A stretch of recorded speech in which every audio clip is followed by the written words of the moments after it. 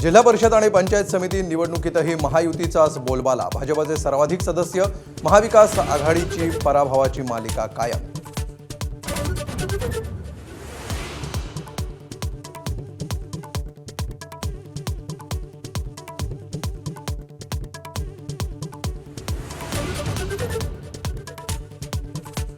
पुण्यात अजित पवारांच्या राष्ट्रवादीला घवघवीत यश। महापालिकेमध्ये यश मिळवणाऱ्या भाजपची दमछाक।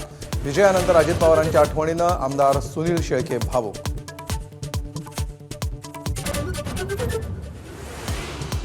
सोलापूरमध्ये भाजपचा अभूतपूर्व विजय। जिल्हा परिषदेच्या सर्व 6 आणि पंचायत समितीच्या सर्व 12 जागांवर भाजपचं वर्चस्व। एकत्र लढणाऱ्या दोन्ही शिवसेना राष्ट्रवादी महाआघाडीचा दारुण पराभव।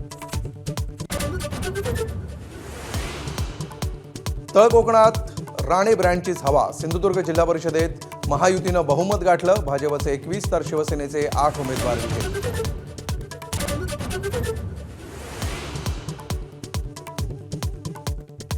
साताऱ्यात भाजपचे मंत्री जयकुमार गोरेंना धक्का। निवडणुकीमध्ये भाऊ अंकुश गोरे आणि बहिणी भारती गोरे पराभूत।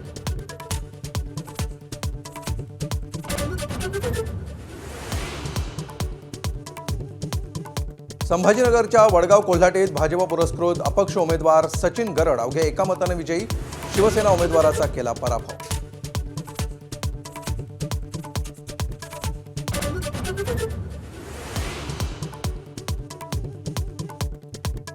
शरद पवार पुण्याच्या रुबी हॉल रुग्णालयात तपासणीसाठी दाखल।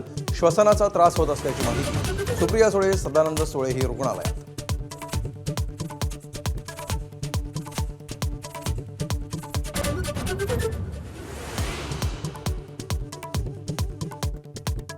वांद्र्यामध्ये पाईपलाईन फुटल्यामुळे रस्त्यावर पाणीच पाणी। हजारो लिटर पाण्याची नासाडी। वाहतुकीला अडथळा।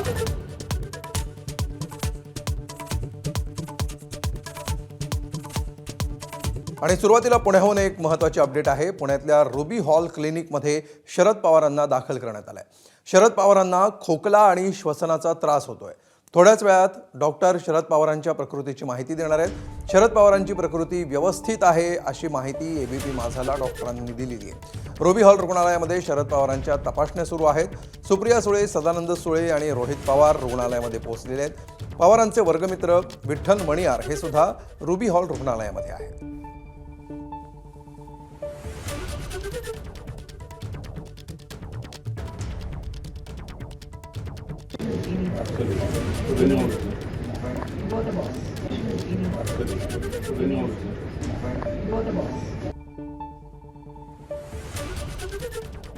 तर दुपारी 3:30च्या सुमाराला शरद पवार यांना रुग्णालयामध्ये दाखल करण्यात आलेलं आहे। बारामतीमध्ये होते शरद पवार आणि गेल्या काही दिवसांमध्ये व्यस्त त्यांच्या शेड्यूलमुळे त्यांना एक्झर्शन झालं अशी प्राथमिक माहिती मिळते आहे आणि त्याच्यामुळे त्यांना श्वसनाचा त्रास जाणवू लागला। बारामतीमध्ये डॉक्टरांनी त्यांची तपासणी केली आणि त्यानंतर त्यांना पुण्याच्या रुबी हॉल रुग्णालयामध्ये दाखल करण्याचा निर्णय घेण्यात आला।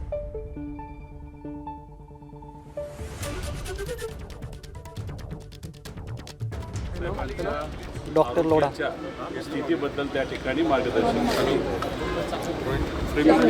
डॉक्टर नाव सांगा सर। आवाज सुनने नहीं आ रही है अभिजित। फिजिकल एक्सरशन झाल्यामुळे छातीत कफ झालेला आहे, म्हणजे छातीत थोडंसं कंजेशन आहे आणि आम्ही योग्य त्या तपासण्या पाठवलेल्या आहेत आणि ट्रीटमेंट चालू आहे। आता कंडिशन एकदम स्टेबल आहे आणि तपासणी आल्यावरतीच आम्हाला जे काही त्याच्यात बदल करायचा असेल ते बदल करू। आता तपासणीचे रिपोर्ट आल्याशिवाय आम्ही आत्ता काही सांगू शकत नाही। आता कंडिशन स्टेबल आहे आणि तपासणीचे रिपोर्ट आल्यावरतीच आम्ही पुढची ट्रीटमेंट काय बदल करायचं असेल ते ठरवू। नेमक्या काय तपासण्या, कोणत्या तपासण्या केल्यात नेमक्या? मी सांगितलं फिजिकल एक्झर्शन असल्यामुळे थोडंसं कंजेशन झालेलं आहे आणि आत्ता सगळे व्हायटल पॅरामीटर्स सगळे स्टेबल आहेत। काळजी करण्यासारखं काही आत्ता तरी काही नाही। आणि पवार साहेब आता रूम मध्ये आहेत, आयसीयू मध्ये नाही आहेत। सर इंग्लिश में भी ब्रीफ कर दीजिए how the situation of because of physical exertion there was some congestion in the chest we have sent the appropriate investigations and started the appropriate treatment. The further modifications in the treatment will be decided once we get the investigation reports. केवळ He is admitted to a private room, and at the moment all the vital parameters are stable. Oxygen ventilator.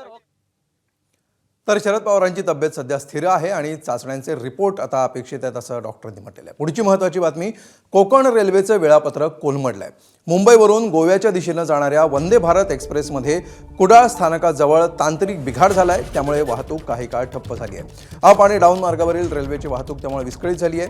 गाड्या सुमारे 4 ते 5 तास उशिरानं धावत आहेत. आंगणेवाडी जत्रेसाठी आलेल्या भाविकांचा यामुळे खोळंबा झाला आहे.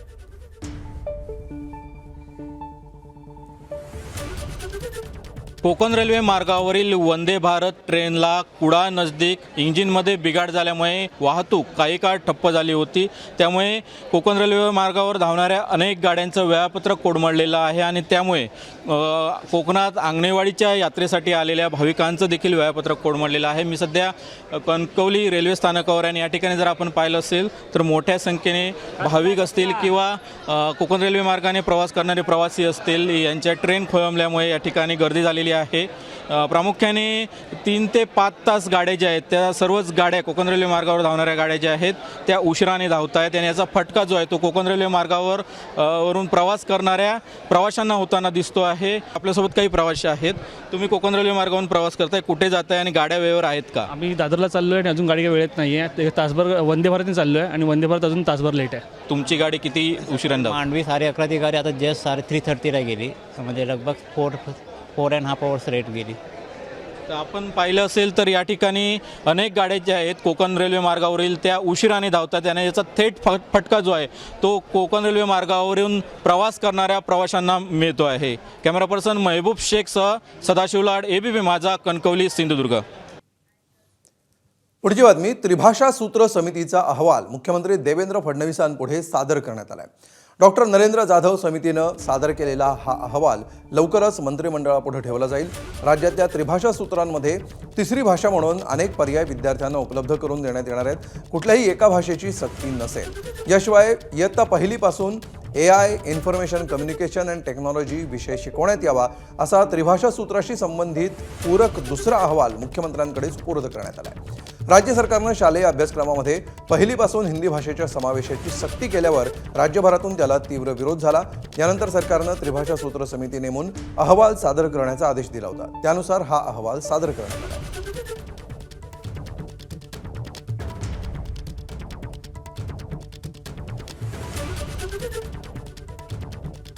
सगळ्यांच्या ज्या सूचना होत्या त्या सगळ्यांचा अभ्यास करून आणि आमच्या सगळ्या तज्ज्ञांची मतं एकत्र करून आज अहवाल तयार करण्यात आला आणि हा अहवाल आज इथे माननीय मुख्यमंत्र्यांना सादर करण्यात आला. आणि त्या अहवालामध्ये काय आहे हे तर मी सांगू शकणार नाही, परंतु त्याचं सादरीकरण करण्यात आलं. आणि या प्रसंगी माननीय मुख्यमंत्र्यांच्या बरोबरच शालेय शिक्षण मंत्री दादाजी भुसे आणि शालेय शिक्षणाचे राज्यमंत्री डॉक्टर भोयर हे उपस्थित होते. राज्यातल्या 12 जिल्हा परिषदा आणि 125 पंचायत समित्यांसाठी शनिवारी मतदान पार पडलं. त्याचा निकाल आज हाती आला. या निकालामध्ये सत्ताधारी महायुतीनं पुन्हा एकदा वर्चस्व गाजवलंय. सर्वच्या सर्व 12 जिल्हा परिषदांमध्ये महायुतीचा झेंडा फडकला. 12 पैकी 8 जिल्हा परिषदांमध्ये भाजप, 3 जिल्हा परिषदांमध्ये शिवसेना आणि पुणे जिल्ह्यामध्ये अजित पवारांच्या राष्ट्रवादीनं बाजी मारली. विरोधकांच्या महाविकास आघाडीला मात्र या निवडणुकीमध्ये सपशेल पराभव स्वीकारावा लागला. सिंधुदुर्ग जिल्हा परिषद आणि पंचायत समिती निवडणुकीमध्ये राणे ब्रँडचीच हवा असल्याचं दिसून आलं. गेली 25 वर्ष पक्ष कोणताही असो इथल्या जिल्हा परिषदेवर राणेंचंच वर्चस्व राहिलं. यंदाही राणेंच्या नेतृत्वामध्ये महायुतीनं मोठी मजल मारली. जिल्हा परिषदेच्या 50 जागांपैकी भाजपनं 27 तर शिंदेच्या शिवसेनेनं 13 जागा जिंकल्या. या विजयानंतर मंत्री नितेश राणेंनी विजयी उमेदवारांना पेढे भरवत आनंदोत्सव साजरा केला. यावेळी सर्व उमेदवारांसह कार्यकर्त्यांमध्ये उत्साहाचं वातावरण पाहायला मिळालं.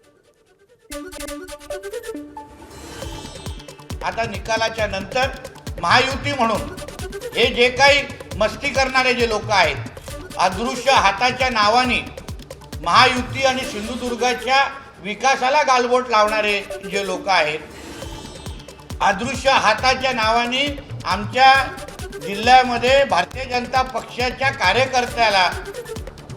कार्यकर्त्याच्या विरोधात काम करणारे हे जे लोक आहेत, त्या अदृश्य हाताला आता बाजूला करण्याची वेळ निश्चित पद्धतीने आलेली आहे. रत्नागिरीमध्ये जिल्हा परिषदेच्या 10 तर पंचायत समितीच्या 20 गणांमध्ये महायुतीचा एकतर्फी विजय झालाय. त्यामुळे रत्नागिरीमध्ये मंत्री उदय सामंत यांचं वर्चस्व पुन्हा एकदा सिद्ध झालंय. दरम्यान या निवडणुकीमध्ये उदय सामंत यांच्या मतदारसंघातील 2 उमेदवार चर्चेत राहिले. एक म्हणजे त्यांचे स्वीय सहाय्यक नेताजी पाटील, तर दुसरे सर्वसामान्य रिक्षाचालक असलेले कार्यकर्ते. रत्नागिरी तालुक्यातल्या पंचायत समितीमध्ये हे दोन्ही उमेदवार विजयी झाले. नेताजी पाटील असणं हे गरजेचं होतं आणि म्हणून त्यांना उमेदवारी जाहीर केली. जर 100% लोकांनी सांगितलं नसतं नेताजीला तिकीट देऊ नका तर नक्की दिलं नसतं आणि म्हणून PA म्हणून काही दिलं नाही. सुमेश सर्वसामान्य कुटुंबातला जरी असला, रिक्षा जरी चालवत असला तरी त्या रिक्षातनं रात्री अपरात्री लोकांना पेशंटना घेऊन जाणं, लोकांची सेवा करणं हे त्यानं केलेलं. आणि अशी काही मक्तेदारी नाही ना कोणाची की मोठ्याच्याच पोरानं निवडणूक लढली पाहिजे. सोलापूर जिल्हा परिषदेमध्ये भाजपनं अभूतपूर्व यशाला गवसणी गाठली. जिल्हा परिषदेच्या सर्व 6 आणि पंचायत समितीच्या सर्वच्या सर्व 12 जागांवर भाजपनं वर्चस्व गाजवलं.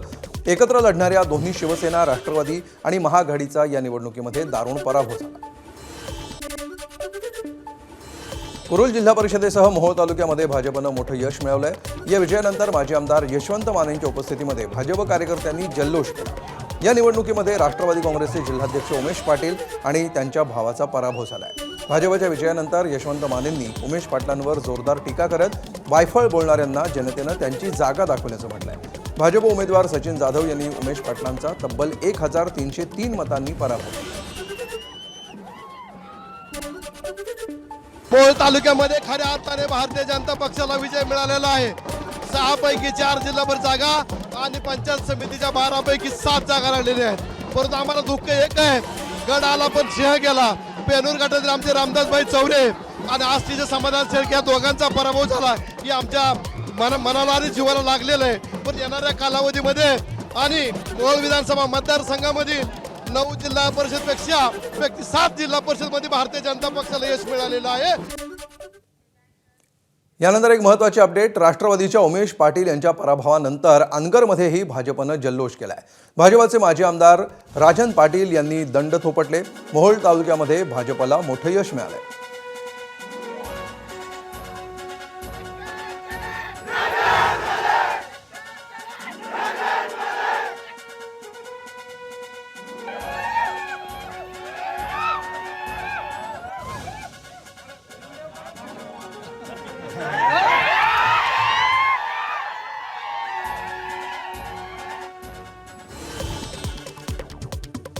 सोलापूरच्या माळशिरस तालुक्यातील दहेगाव गटातून माजी आमदार राम सातपुते यांच्या पत्नी संस्कृती सातपुते विजयी झाल्यात. यावेळी राम सातपुतेंनी विरोधकांना दंड थोपटत विजयाचा गुलाल उधळला.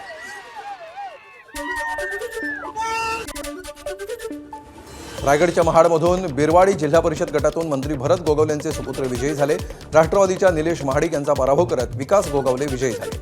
विकास गोगावलेंचा 5000 मतांच्या फरकानं विजय झाला. यावेळी विकास गोगावलेंकडून दंड थोपटत जल्लोष साजरा करण्यात आला. तसंच मुलगा विजयी झाल्यामुळे मंत्री भरत गोगावलेंनी शिवरायांना वंदन केलं. आडमध्ये 5च्या 5 जिल्हा परिषद आणि पंचायत समिती 10 पैकी 9 हे सर्व सीटा शिवसेनेच्या प्रचंड मताधिक्याने निवडून आलेले आहेत. आणि आमचा प्रत्येक जिल्हा परिषद सदस्य हा 2000च्या पुढे निवडून आलेला आहे. आणि हाच जनतेचा विश्वास जो आम्ही संपादन केला आहे. येणाऱ्या भविष्यामध्ये आता विरोधकांना काय करा 2029 आम्ही दाखवू.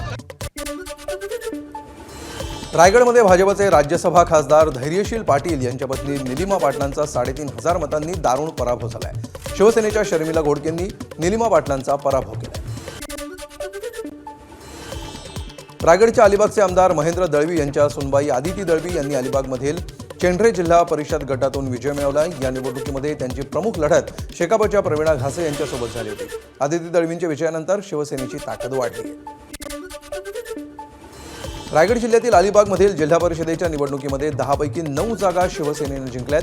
राष्ट्रवादी, भाजप आणि शेकापसह सर्व विरोधकांवर शिवसेनेनं विजय मिळवलाय. या विजयानंतर आमदार महेंद्र दळवींनी मैं हूं डॉन अशी प्रतिक्रिया दिली.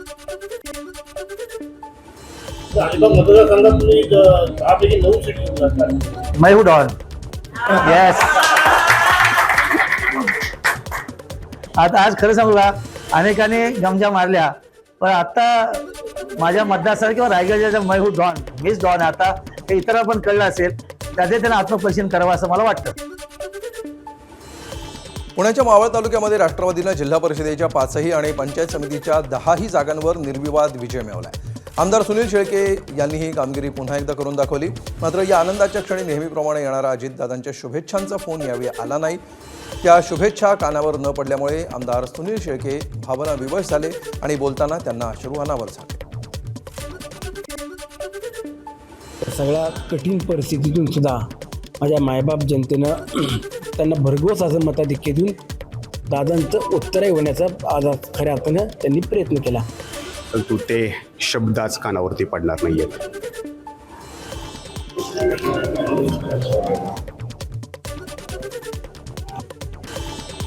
साताऱ्याच्या कराडमधील मतमोजणी केंद्रावर पोलीस आणि उमेदवारांमध्ये बाचाबाची.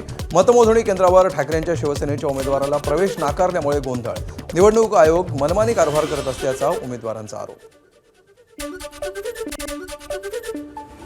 सोलापूरच्या मोहोळ तालुक्यामध्ये ईव्हीएम मशीन धाब्यावर आढळल्याचा धक्कादायक प्रकार उघडकीला आला होता.